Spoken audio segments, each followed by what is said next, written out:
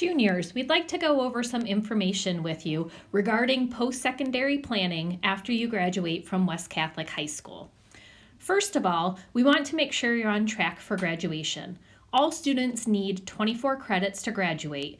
In those 24 credits, you will need 4 credits in the areas of religion, English, and math, 3 in the area of science and social studies, 2 for foreign language, 1 credit for health and PE, 1 credit for visual performing and applied arts, and 3 credits for electives. As you think about the classes you want to take next year, we would like you to remember that senior year is not a time to relax. If you take a break senior year, you're likely to go into college still on a break. Many colleges want to see your senior schedule as part of your application. We do recommend trying to have at least 4 core classes in your senior schedule. Core classes include English, math, science, social studies, and world language. Sometime this year, you may look into testing. When you go to look into testing, you may be asked for your school code. West Catholic's school code is 231763. This code is also found in your school planner. Right now, the 2 most common standardized assessments are the SAT and ACT. In both of these tests, when you register for your test, you can add colleges to directly send your scores to. Please make sure that you do that. With both tests, you get 4 free score sends. If you wait until after the test, you are often charged a fee in order to send those test scores. And make sure that you register early. For the SAT, the cost of the test is $49.50. You can register at www.sat.org. You can see all of the upcoming testing dates and what the registration deadline is. Those students who are on free and reduced lunch or think they may qualify for a fee waiver should come down and talk to their school counselor. For the ACT, the cost of the test is $55. You would register at www.act.org, and you will see on the screen all of the available test dates available for ACT. Currently, SAT just announced that they are going to soon be getting rid of the SAT essay portion of the test. Please do not feel like you need to sign up for the essay portion of either of these tests. Some students may decide they want to do some test prep for these standardized tests. You can find numerous books available for test prep. Both College Board and ACT on their websites have numerous test prep resources available to you, and all those resources are free.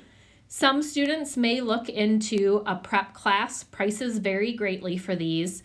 And when you guys receive your PSAT results, you will also receive a letter that will explain how to make sure if you have a College Board account, you can also create a Khan Academy account, and you will receive a free personalized study plan when you connect your PSAT results to Khan Academy.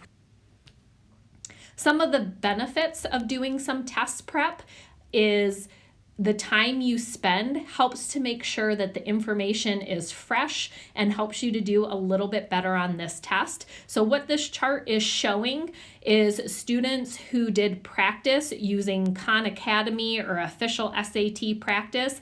And what you're going to see is the amount of growth students had when they did no practice at all, when they had 6 hours of practice, and when they had 20 hours of practice.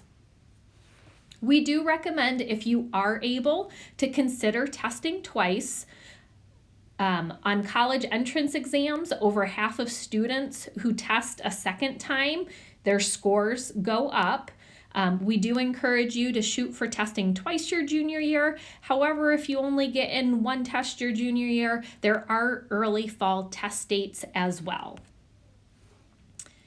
When we go to look at the college selection process, if you're thinking of going to college after high school, we do like you to think about these colleges in the realms of a reach school, a competitive school, or a safety school. So a reach school is going to be a school that you know is going to be extremely difficult to get in. A competitive school is going to be a school in which you look similar to their typical incoming freshmen, and a safety school would be a school that you absolutely know that you can get into. For many of our students, Grand Rapids Community College will be a safety school because they offer open admissions. Just to give you an idea of what the admissions look like at some of the public and private schools here in Michigan, this first slide is going to show some of the Michigan public colleges and that average student who comes in as a freshman, where is their GPA and where is their SAT scores. The next slide is going to show you some of the private colleges here in Michigan, again showing you what the average GPA and SAT score is. As you look to try to figure out what might be the right school for you, take some time to learn about yourself. Where do you learn best? Where are you going to be comfortable? Students who are comfortable in their learning environment typically do better. You may want to take some time to identify a possible area of study. Next year, you'll have the opportunity to meet with some college representatives if they come to West Catholic and present. Other times, you can meet with college representatives if you contact the college or you attend a virtual college fair. If you do have the ability to schedule a campus visit, we do encourage that. We do understand that due to COVID, some of those campus visits may currently be virtual, but statistics show that you will be 15% more likely to graduate from college if you went on a campus visit. And please try to make sure that you're picking the right college for you. Don't just pick a college because you know somebody else is going there. When we look at what colleges might be looking for in an applicant and what they might accept you on, usually the number one thing that they're going to be looking at is the secondary school report or your transcript. They want to see what your GPA is. They want to see if you've taken any challenging courses. They will look at your ACT or SAT scores. However, due to COVID, many schools are test optional. So what test optional means is that you can apply to the college without having a standardized test score. Some other colleges, but not all colleges, may require an essay.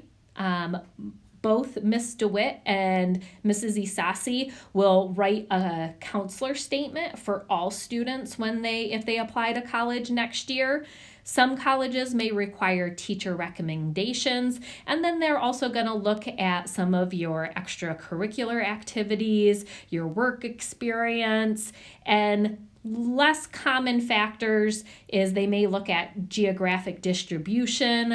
Colleges often want to say they have students coming from all 50 states, whether there's a legacy status or the amount of demonstrated interest, or how interested or how badly do you want to attend that college or university. If you're looking at other options after high school, one option is the military. If you go the route of the military, sometimes we have recruiters who have set up tables in the lunchroom.